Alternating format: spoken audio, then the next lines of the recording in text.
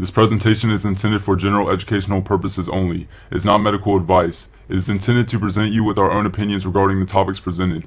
It is not the intent for the presentation to be a substitute for seeking personal medical evaluation. It is commonly said that a person who treats themselves has a fool for a patient. All symptoms have a list of potential causes. Only a trained medical professional can optimally apply available tools to return you to your best possible health. It is our hope that this presentation makes you a more well-informed and better consumer of healthcare services.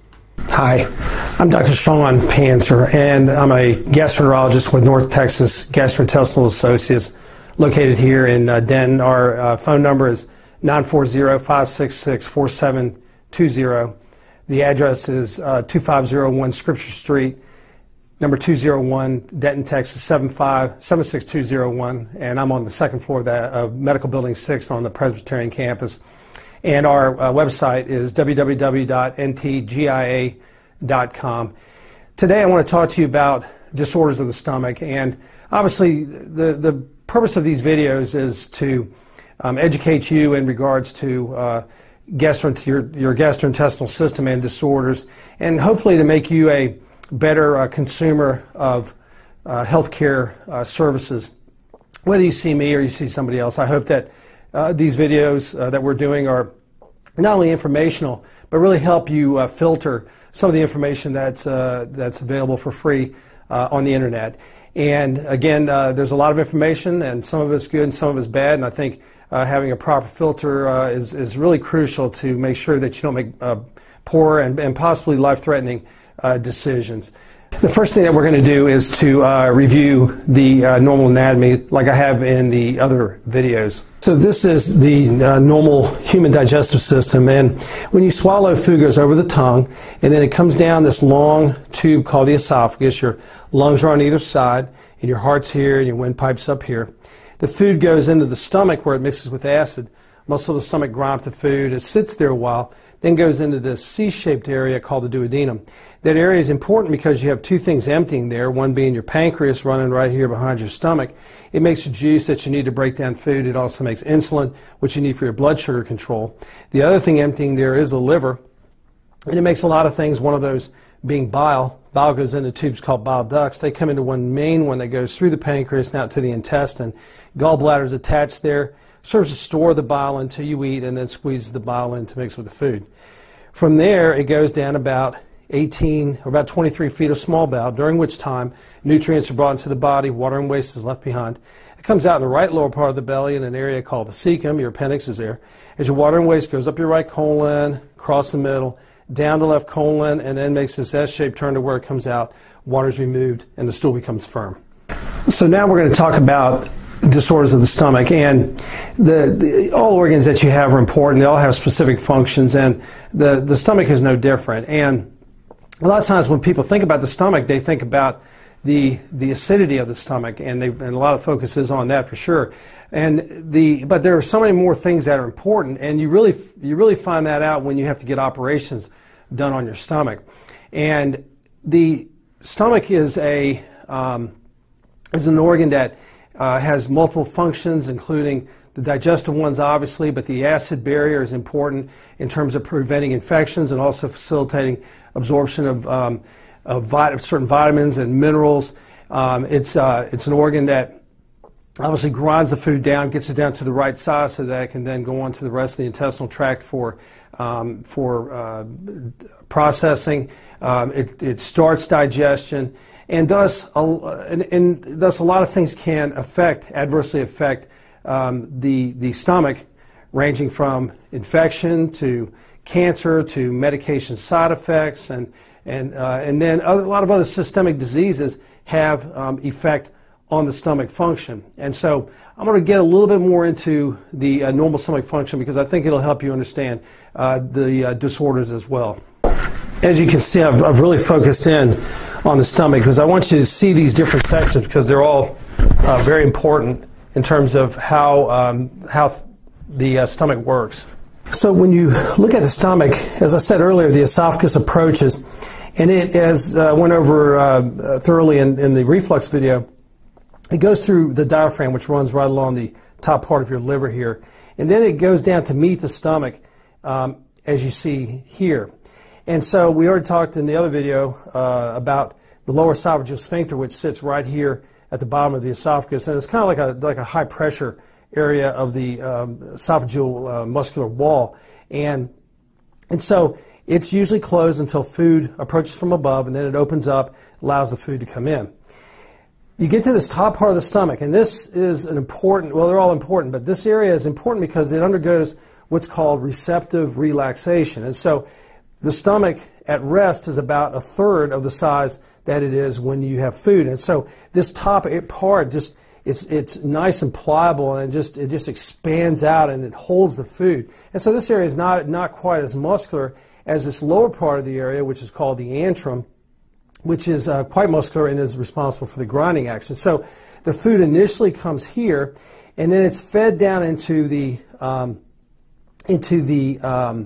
lower part of the stomach. And like I said, this is where your grinding action really gets going. And so different things affect the acidity.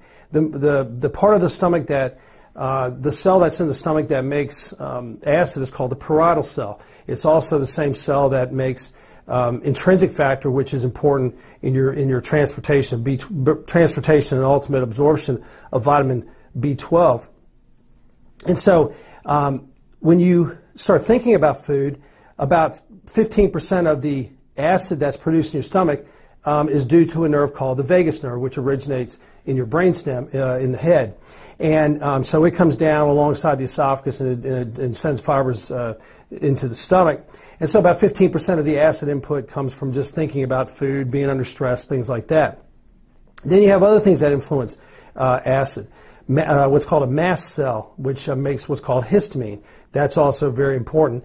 And then you have what are called G cells, which make a substance called gastrin. And this is a hormone that is released out of the wall, and then it comes back and it makes acid. So the acid-producing part of the stomach is under several different types of control.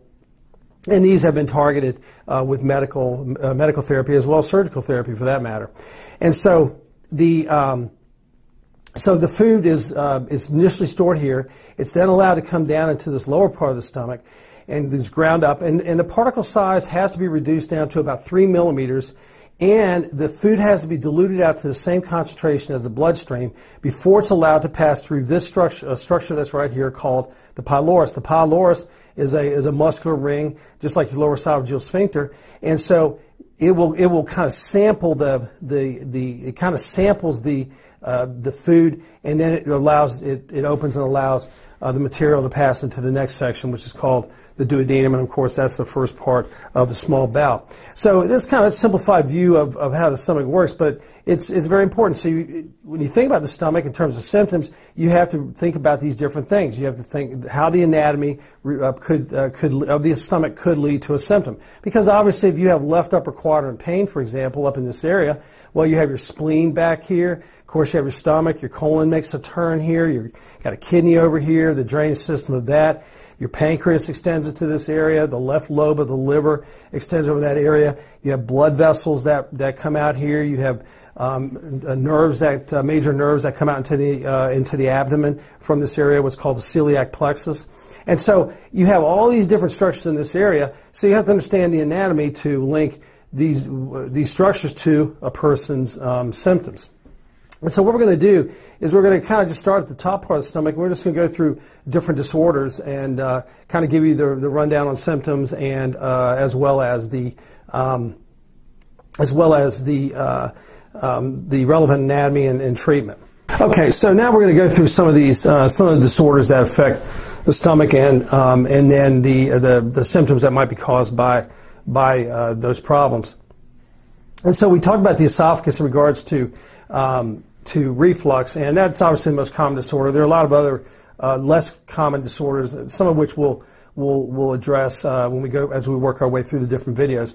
But the first thing to talk about is the connection of the esophagus and the stomach. And as I mentioned in the reflux video, the most common thing that we see in this area, of course, is a hiatal hernia. And a hiatal hernia occurs in about 10% of Americans. And it's almost like someone just kind of pulled the stomach up into the chest. And so you can have what's called a sliding type hiatal hernia, which is just as I described it. The esophagus is essentially shortened. So you basically like someone pulled it up into the chest.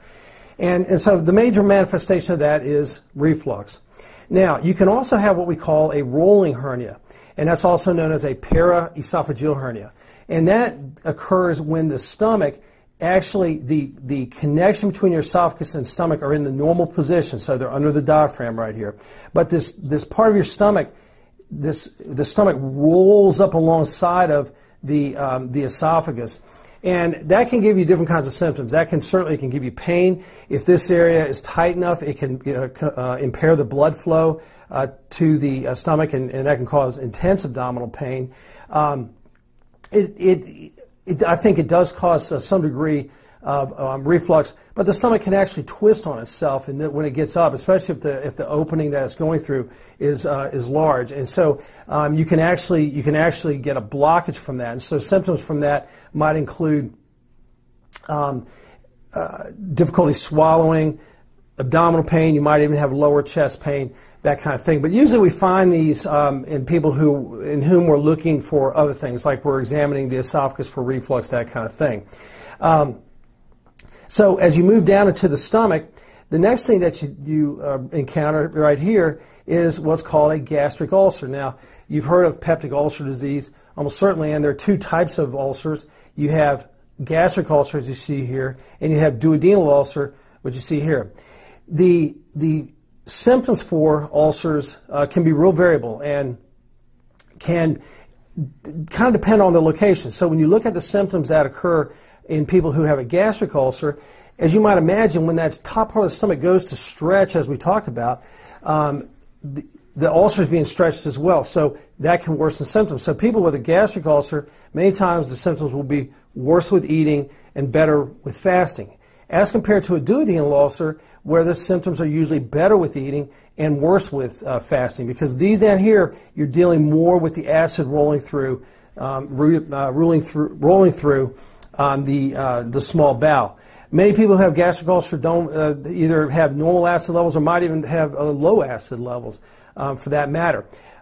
Another symptom, of course, would be abdominal pain. It could be left upper quadrant pain. It could be middle abdominal pain, what we call mid-epigastric pain. The pain can, depending on which way the ulcer is going, it can radiate to the back. It can go again. It can go to maybe to the side somewhat, but the pain is again more of a dull type pain. It can be a sharp pain. Obviously, if you get a hole in the bowel, then you're going to have intense abdominal pain. You might even run fever, and obviously you become very ill very quickly.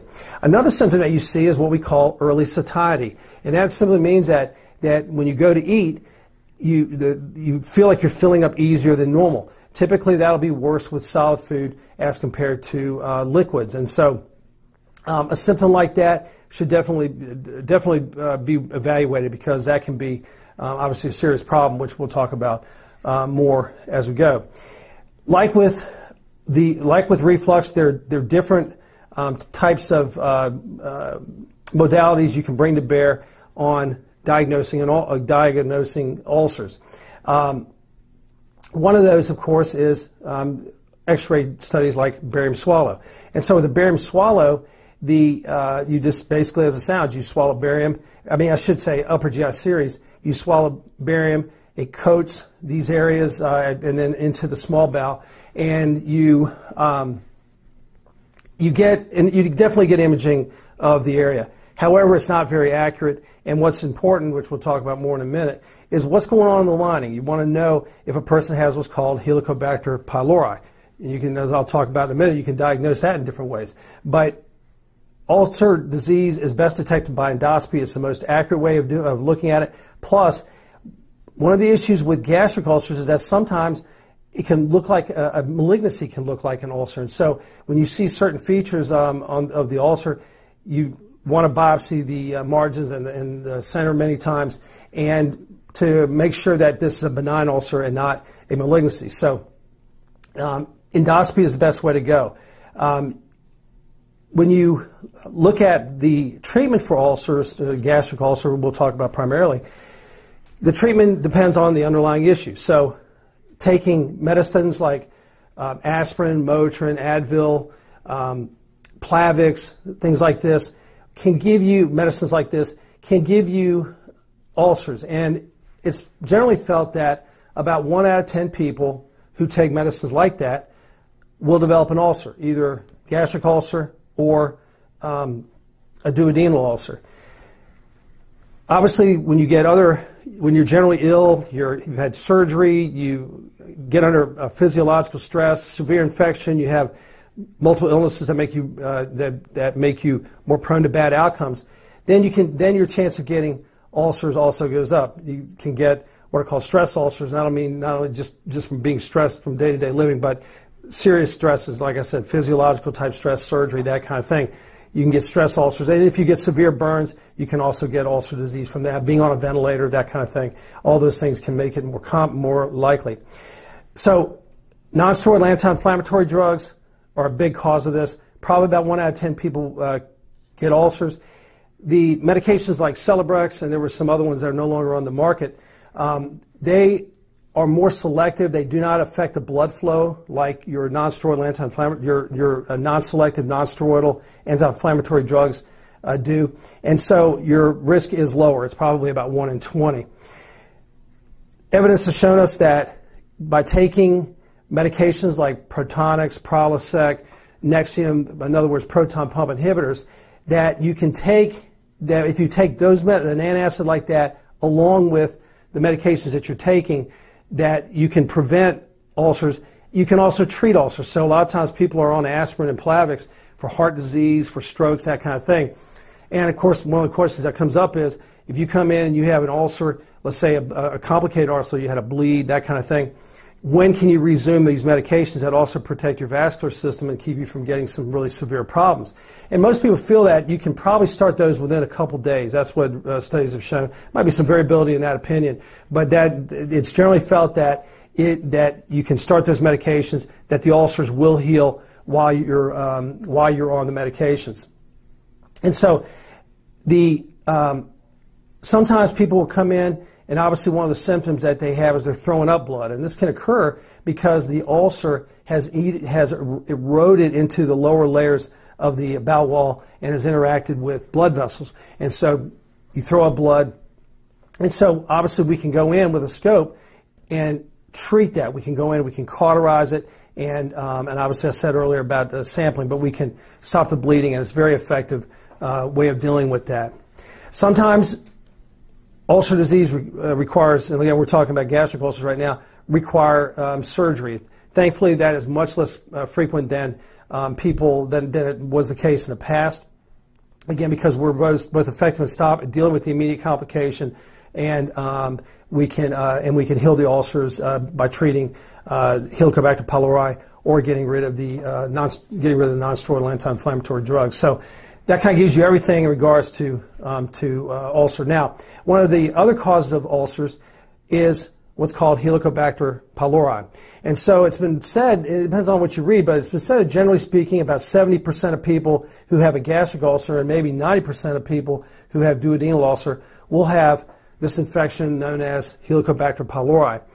Helicobacter pylori is a very common organism in the world, and it gets in the lining, the mucus lining of the that coats the stomach. It doesn't actually invade the wall of the stomach. It is just kind of along the surface, but the immune system recognizes that it's there, and that's what ultimately leads to the problem. Is that you get you have, when the immune system gets active, it releases chemicals that are toxic to the lining, and that makes the lining more prone to injury. And so that injury can range from what we call gastritis, which is like a sunburn, it's just redness like you see here, all the way to ulcer disease, gastric ulcer, and duodenal ulcer, and then also to stomach cancer, which you see here, which is this is an adenocarcinoma.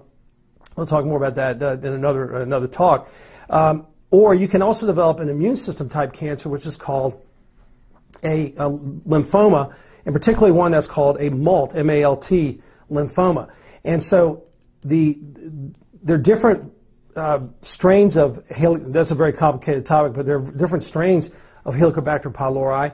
Some of them make the stomach generate more acid. So in those people, they tend to have more acid-type symptoms. They'll have symptoms that are better with food. They tend to also have more acid reflux. And they are the ones that tend to get duodenal ulcers. On the other hand, there are other varieties which cause the stomach to atrophy, where the lining becomes very thin and it doesn't do what it's supposed to do. That's what we call atrophic gastritis. And those are the people that tend to develop more gastric type of ulcers, and they're also the ones that are more prone to developing the cancers like this adenocarcinoma. And so Helicobacter pylori tends to follow socioeconomic status.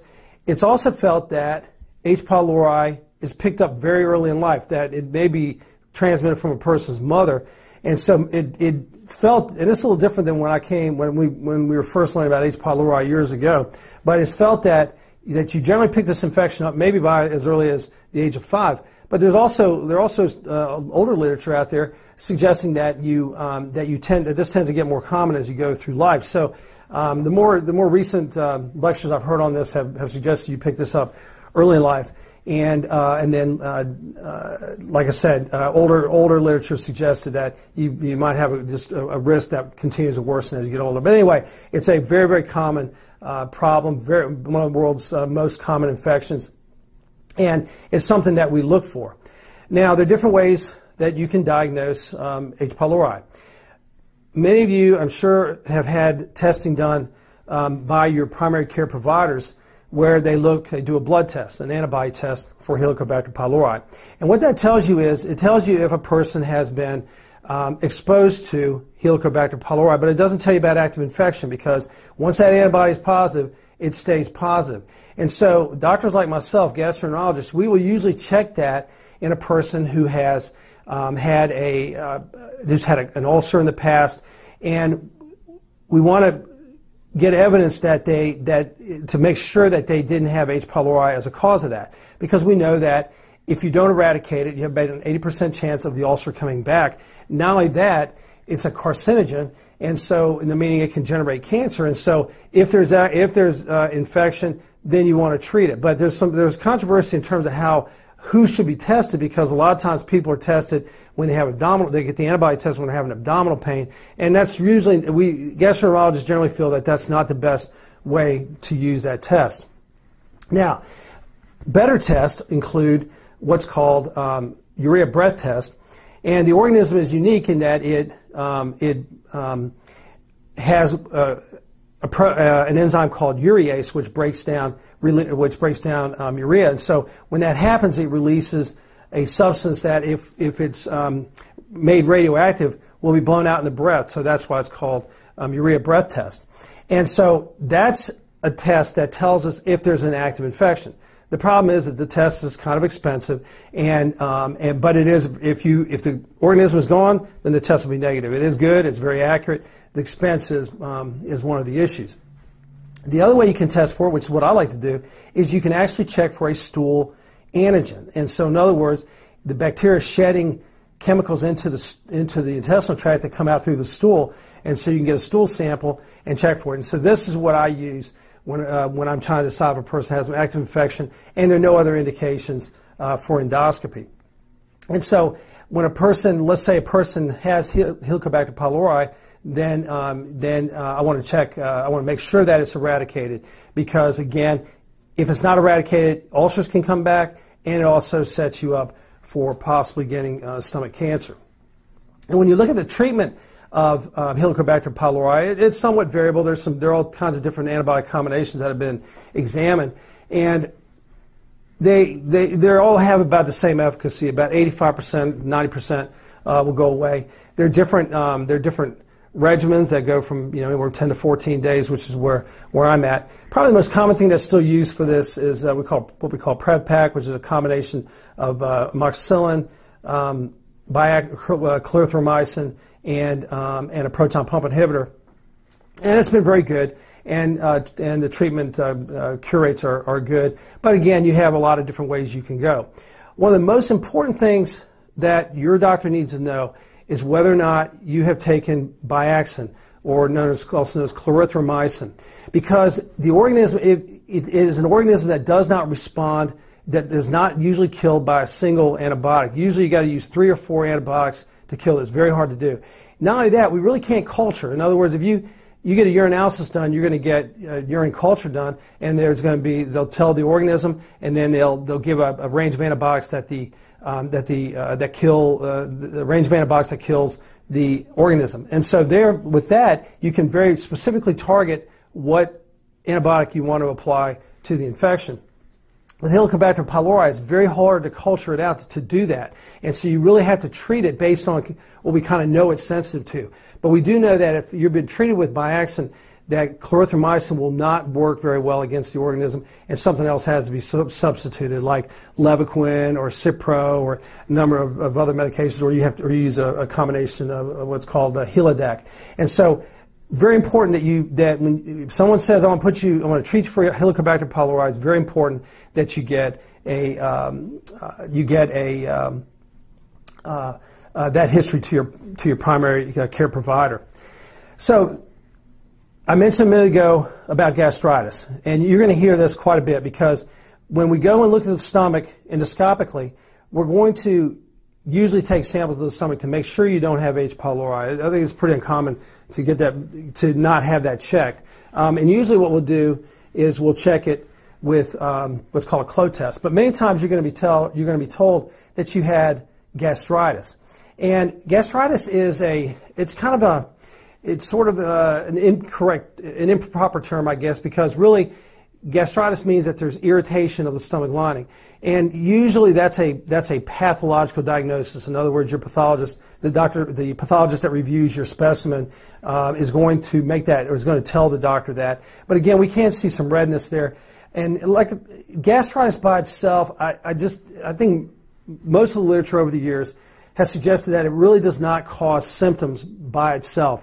That, for example, if we find this redness and you have Helicobacter pylori, we treat the Helicobacter pylori, your chance of responding is about 50-50. It's like flipping a coin. 50% of people will get better, 50% will not. And again, it just doesn't seem to be a diagnosis that leads to discomfort. Obviously, if it's really severe, it can be maybe generate enough inflammation for that to be a concern. But many times I'll get people that see me that have had endoscopy in the past, and they'll say, "Oh, my gastritis might be back," and usually I think that's probably not it. You have to dig deeper. You have to make sure there's not another underlying cause through history and maybe some additional testing. So gastritis is very common. You can also see polyps in the stomach. Many times you'll be told you had some polyps in the stomach. Nowadays, most of these are what are called fundic gland polyps. And these are due to antacid therapy, where the antacids are suppressing your acid level, which is very high. It's a pH of about 1 to 2. And so as a result, the gastrin, which is produced down here that I mentioned earlier, that is what kind of monitors how much acid is, or it regulates how much acid is being produced. The gastrin level will go up, and this in some people can stimulate the stomach lining to kind of bulk up in a way. And so fundic gland polyps are not precancerous polyps. Removing them does not reduce cancer risk or address that in any way.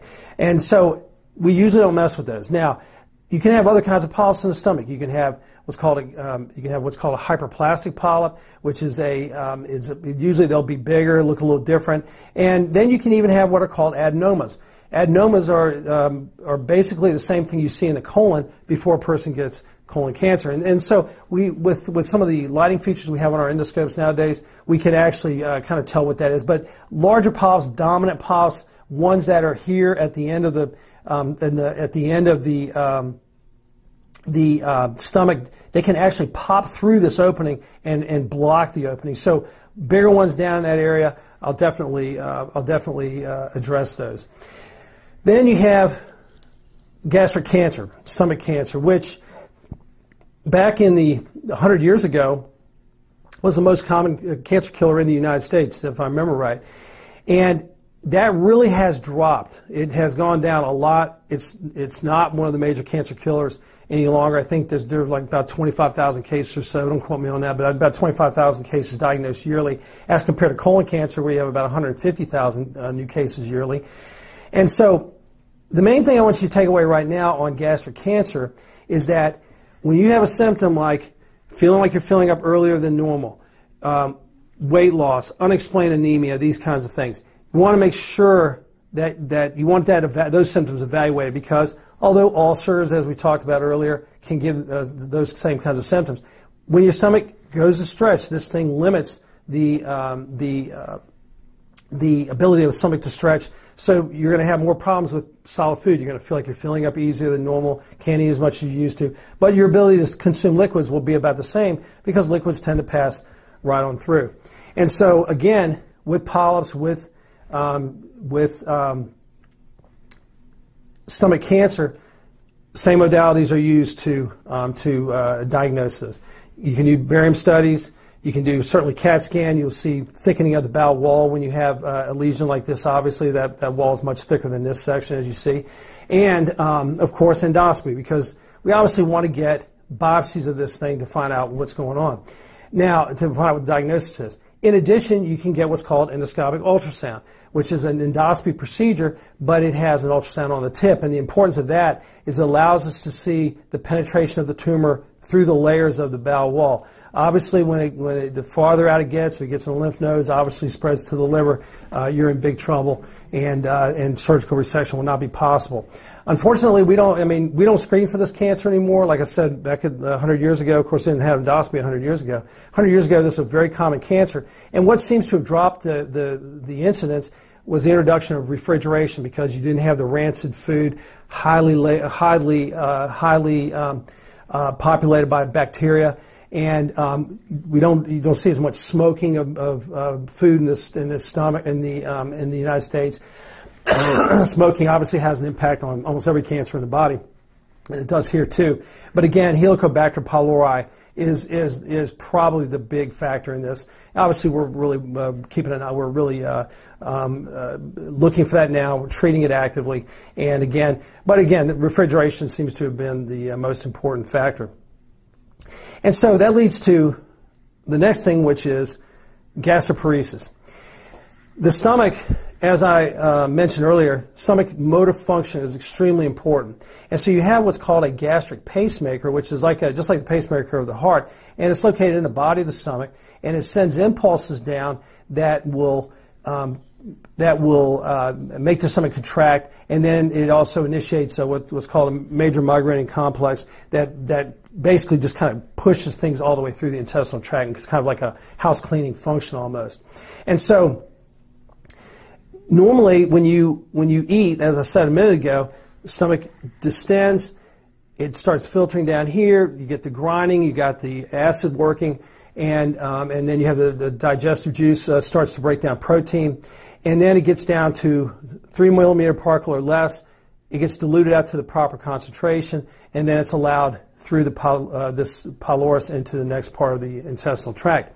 And so gastroparesis is where this process of emptying is delayed. So normally the stomach should empty about 50% of what is in here within about 90 minutes, 70% within 2 hours, and over 90% of it should be gone within 4 hours. And so you have delayed gastric emptying, and it's graded according to the severity, but you have delayed gastric emptying, and then, of course, you can have gastroparesis. A lot of things can cause this. Your medication side effects, a lot of blood pressure type medicines, calcium channel blockers, medications that are what are called anticholinergics, your medicines like your allergy type medications, a lot of different things. Some of the medicines that are used in psychiatry, a whole lot of different medications can affect stomach. So that delays the stomach emptying. Probably the most common thing that leads to this is diabetes, particularly type 1.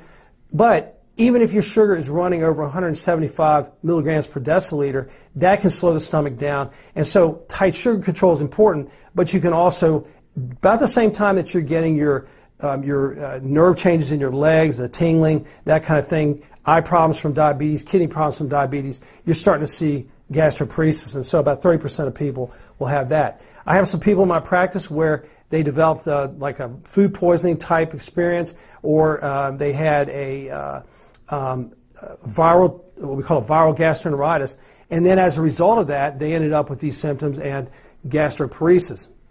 And so many times we don't know why the person has it, but again, that's kind of true for almost any disorder. And so there are different ways you can diagnose that. One is, of course, you can get a kind of a rough idea through barium studies, but that really the barium just kind of goes on through because, again, liquids will generally pass through the intestinal tract very quickly. The first test you're going to do is endoscopy, because you want to make sure that, that there's no structural problem, and so that's important. So in other words, if I do something that tells me that the stomach is delayed, I don't know if that's because there's an ulcer over here or a growth or a tumor, or if, again, it's just a problem with the way the muscles are working, which is what we see with gastroparesis. The test that you will most commonly get to diagnose this is what's called a gastric emptying study. And it's a nuclear medicine study. It has to be done at the hospital. It's an outpatient study, no IV or anything. And what they do is they give you essentially radioactive food, mild radioactivity. And so they usually use oatmeal or eggs, that kind of thing. And so you eat it, and then you basically just lay down, and they'll bring a camera over top of you, and they essentially watch to see how long it takes for the stomach to empty. And so we look at the numbers that I mentioned earlier. The treatment of this is kind of frustrating, because we had a medicine called Propulsid, which was actually really quite good for this, but it was taken off the market due to class action lawsuits probably 18, 19 years ago now. And so that one's gone. There's another one that's called Domperidone that's available everywhere in the world except for the United States, that kind of works centrally in the brain, but also works on gastroparesis. And I've had a number of patients over the years who've been on this, but it's not approved by the FDA for use in this country, and a doctor prescribing it has a chance of getting into trouble for prescribing unlicensed medications. So I just feel like I can't help people if I'm not practicing, and so I've been very careful about that medication. A relative of that is called Reglan. Reglan is a medication that stimulates chemicals in the gut. It's also a nausea medication, and it works pretty well, but only for a while. A person will develop what we call tachyphylaxis, which is where the medication just loses its effect. And a lot of medicines will do that in the body, just as a general principle, because the target, over time, the body will reduce the amount of the target that's on the surface, and the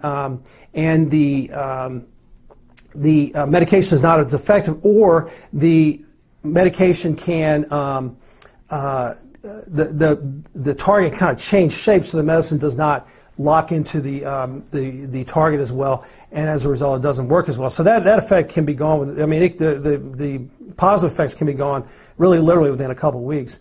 And so that medicine is also associated with a neurological side effect called tardive dyskinesia, which is a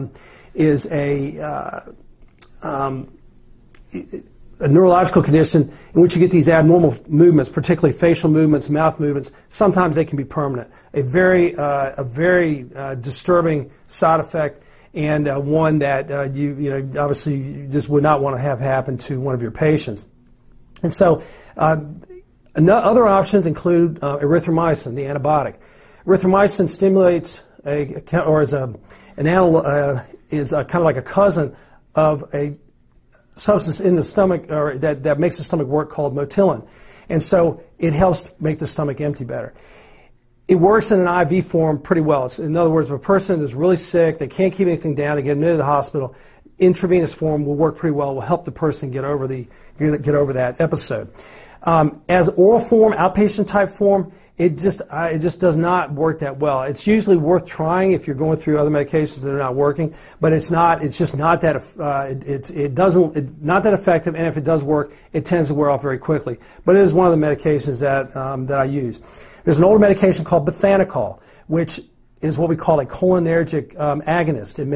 It simulates a chemical called acetylcholine, which kind of powers the intestinal tract. And I've never been able to use that medication because you get so many side effects. You get perspiration, salivation. It can make your heart rate go low. People just feel horrible on it. I've just never been able to use that. One of the medications that I'll consider is what's called Marinol. It's dronabinol, and it's a relative of THC, the active ingredient in marijuana. And it's really more of an appetite stimulant, and it can be used for nausea. A lot of times, insurance companies only pay for it if a person has a diagnosis of cancer. But I have found it to be really helpful in people who don't respond to anything else, particularly if they have weight loss, their feeding difficulty, and anorexia, or not want to eat. I think that medication helps. Then you have, excuse me, what's called upper endoscopy with botulinum toxin injection. And what we do with that is we inject it into this structure here, the pylorus. And the pylorus is, again, this muscular ring, and it's closed until the food's ready to go out of here. And so the idea being that with Botox, you can paralyze that muscle just like you paralyze muscles in the face when you do injections, or in the esophagus in a condition called achalasia. And so the idea is that if this stomach is not pushing things out very well, maybe if you reduce the resistance here to its exit, that maybe it'll empty better. And I've done this. I have some patients in whom I do this, and it works sometimes. It doesn't work other times. It's just it's very inconsistent, and that's pretty much what our literature has shown as well. Then you get into surgical management, and some really dramatic things have been done to the stomach to try to get around this block, basically.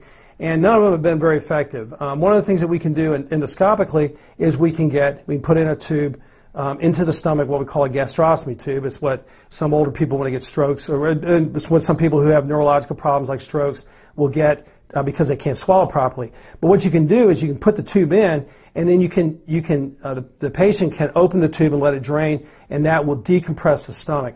I just haven't found that to be very effective, because a lot of times people will get one here and then they'll get a feeding tube in the small bowel, what we call a feeding jejunostomy. And so this one will be used to sort of let the stomach contents out, and this one will be used to put the nutrients and water in. And I just have not had any good experience with that. Some people have had their entire stomach removed, so they have this all gone, taken away, maybe just a little bit of stomach here and the small bowel brought up. I just have not found that to be very helpful, and I think that's part of that is because many times if you have a problem with the muscle function here, you have problems with muscle function down in the small bowel and maybe even the colon, and I just haven't seen many people respond to that. And so as you move over towards the last part of the small bowel, or last part of the stomach, one of the things we have to talk about is vitamin B12 absorption.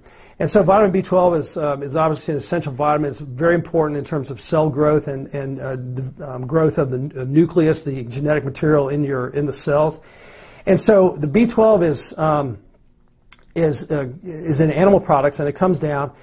And so the B12 is then released from the food, and it hooks onto what's called an R protein, capital R protein here. Then your stomach releases what's called intrinsic factor. And so that's released by the same cell that makes acid, the parietal cell, and it goes down. And then the B12, which is hooked on, and you don't have to remember all this obviously, but this B12 that's hooked onto R protein comes down. Then the R protein is broken off, intrinsic factor hooks onto it, and then it comes all the way down the small bowel and is reclaimed in this last section, and then that's what allows you to bring B12 into your body. And so when you lose part of the stomach, or if the stomach is not working well, what we mentioned a minute ago, what we call atrophic gastritis, where the lining is just basically really thin and it just doesn't work anymore. Usually you're not making acid at that same time. Then the B12 can be impaired. Obviously, the proton pump inhibitors, the very strong antacids, they eliminate most of the acid in your stomach, and so it can interfere with B12 processing, and thus you can, over a period of time, you can develop B12 deficiency. Now, usually, if you're unless you're a vegetarian, you have about 5 years of B12 stored in your body, and so it takes a long time to run out of that. Excuse me. Now, other things rely on acid to be absorbed. Certainly, iron, calcium. Those things are absorbed in the small bowel, but acid needs to be around to get them into the right state to be absorbed, possibly magnesium as well. So obviously the absorption of minerals, vitamin B12, very important. in these areas. So that's a broad overview of kind of the more common things that you're going to see related to the stomach. There's some uncommon things that that we could talk about. I don't think that's so valuable in this kind of an overview. But let me just say one thing about the proton pump inhibitors. Now, one of the things I told you about earlier, stomach ulcer, duodenal ulcer, both of these can be healed with antacids. You can also heal these with other modes like surgery, of course. But the ulcers will heal, usually about 80% will heal within a month, and nearly all of them are healed within 2 months of antacid therapy. It's generally thought that Zantac, medicines like Zantac, Pepcid, Tagamet, will heal ulcers in the duodenum, not so much ulcers in the stomach. There have been some in more recent years. There have been some data suggesting that both of them can be healed with either class of medications. Now, there have been a lot of concerns about the proton pump inhibitors. Almost every week, I have a discussion about proton pump inhibitors. And again, we're talking about Nexium and Capodex and Dexilant and Protonix and Omeprazole, all those different ones. And the irony of proton pump inhibitor therapy is that when the medicines first came out, when Prilosec first came out, there were a lot of concerns about it. It was thought that Helicobacter pylori was made worse, that the lack of acid would lead to severe problems, on and on. And so initially you could only use it for a year. It had what's called a black box warning. You could use it for a year and then that was over with. And so we went from that situation to where we are now, where all these are over the counter. Now here we are again with all kinds of potential these discussions about potential problems.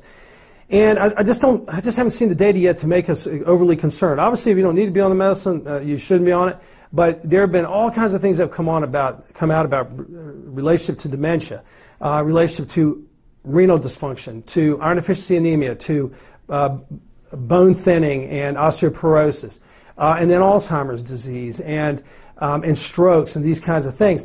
And a lot of these studies have been done in a way where you cannot say that the drugs cause these particular problems. You can say that there was an association, a higher relative risk, but you can't say that you can't determine if there was another element which caused the thing that you were looking at. The only way you can do that is by doing what's called a prospective study, where you go forward in time and you get two groups of people. They're equal in all ways.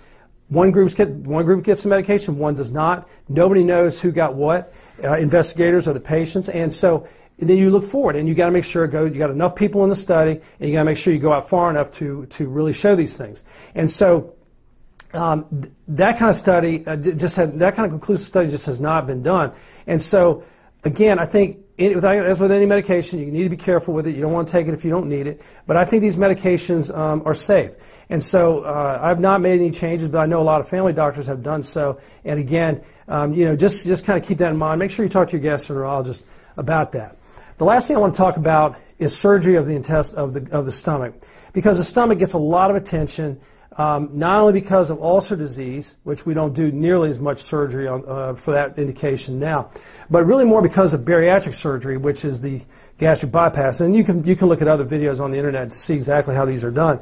But the bottom line is that most of these work by decreasing the amount of space your stomach has to expand when you eat. So you just fill up easier, and if you overeat, then you start throwing it up. But the stomach gets a lot of attention in bariatric surgery, and so there have been all kinds of different ones that have been tried over the years. Probably the least invasive procedure done right now is where they put almost like a breast implant. It's a balloon that goes in your stomach and it occupies a space, and so you end up keeping that for about 6 months, and you'll lose about 40 pounds on average, but then it comes out, and so you have to relearn your eating habits or you're going to gain that weight back.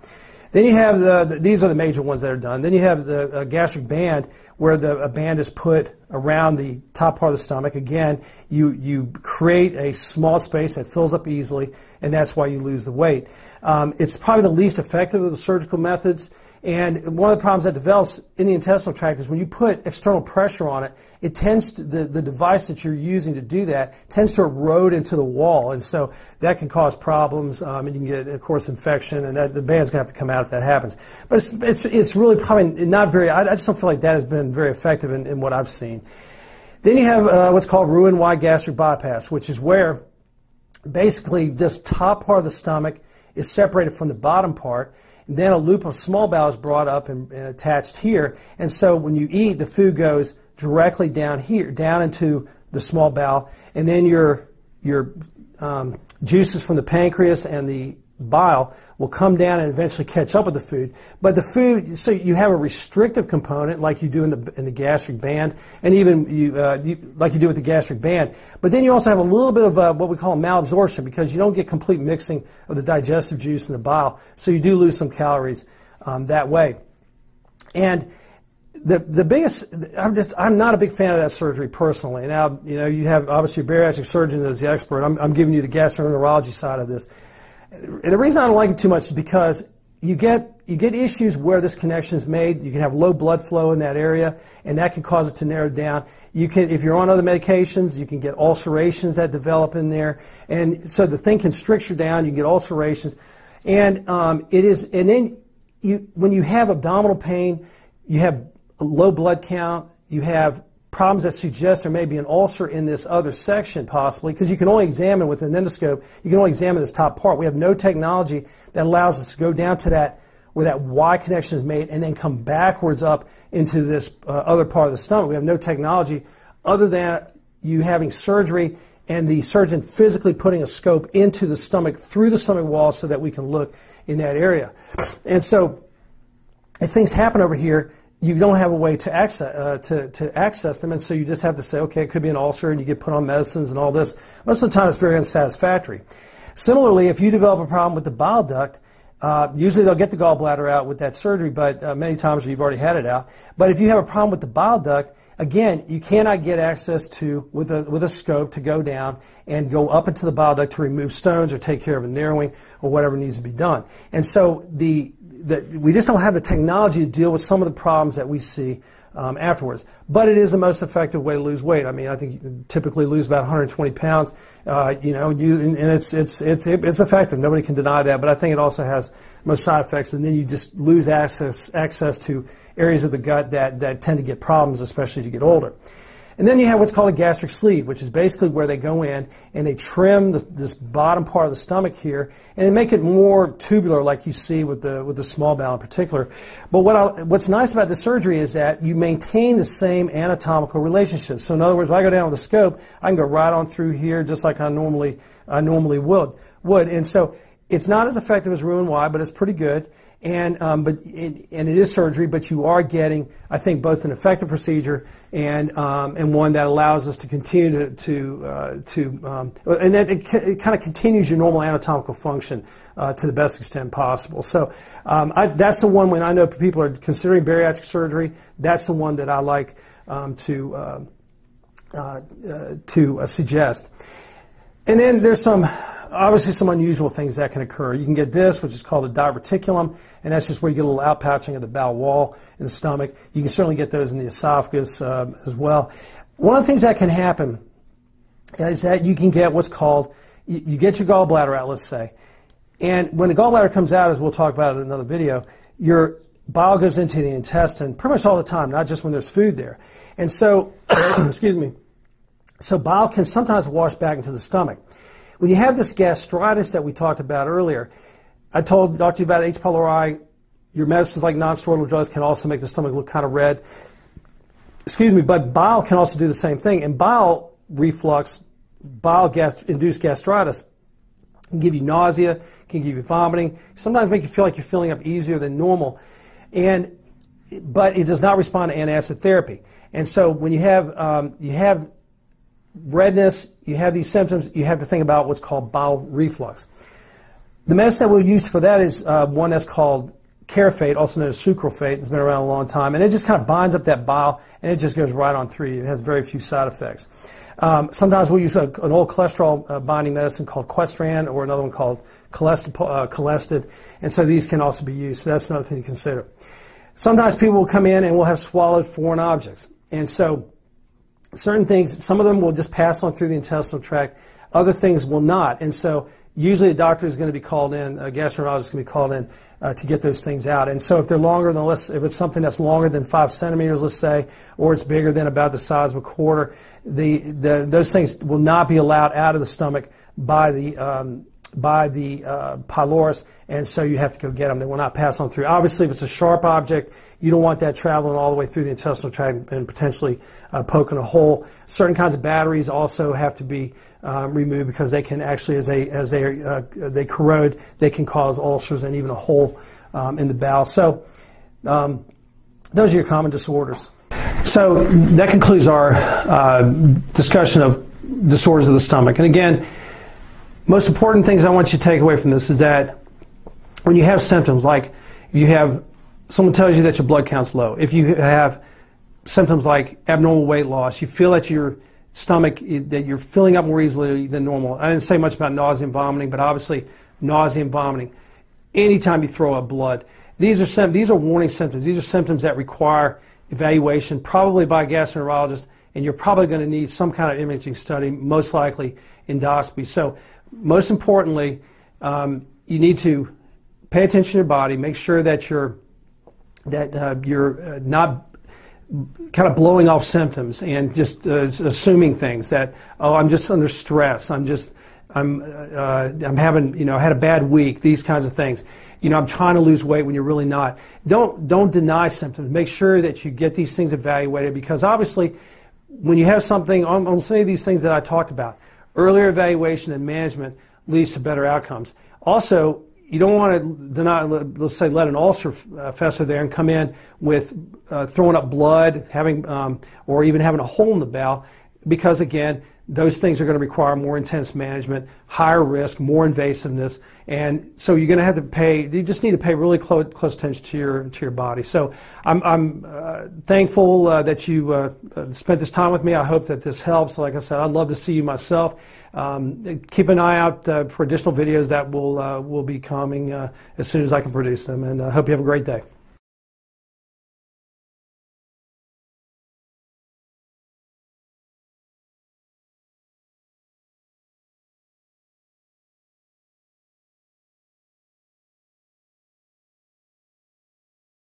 Hi, I'm Sean Panzer, and I'd just like to take a few minutes just to let you know about some of the different things that we offer through my office.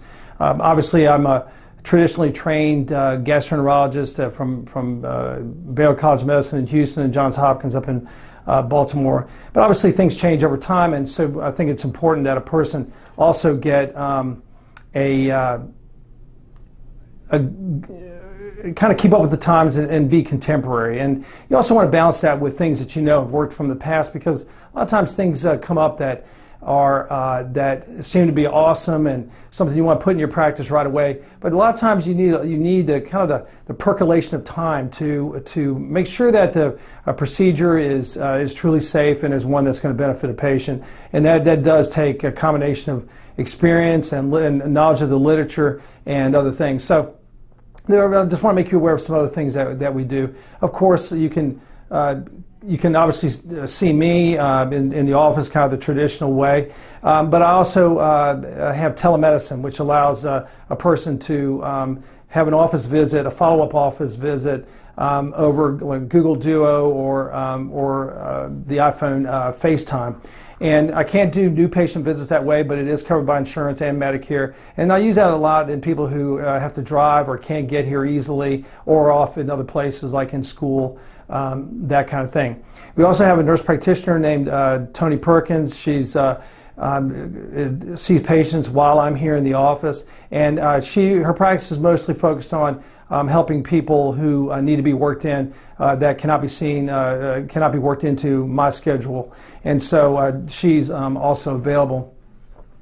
We also do in-office hemorrhoid banding with a system called the CRH O'Regan system, and this is kind of the latest version of hemorrhoid banding. I've done hemorrhoid banding since I read about it, the endoscopic version in 1996, but this newest version is basically a painless version that does not require colon preparation. I can do it right here in my office, again covered by by Medicare and also by private insurance. We also have a type of radiology device that's called FibroScan.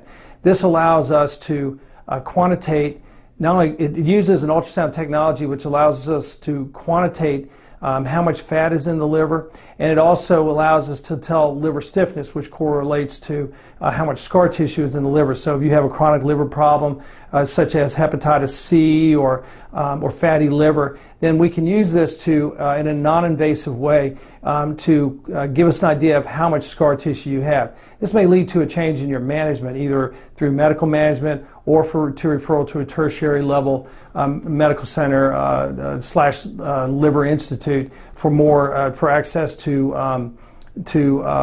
possibly clinical trials and other things. But in the past, the only way we could do that was with liver biopsy. You can also get similar information from an MRI, but MRIs are very expensive and it's very difficult to do a good MRI.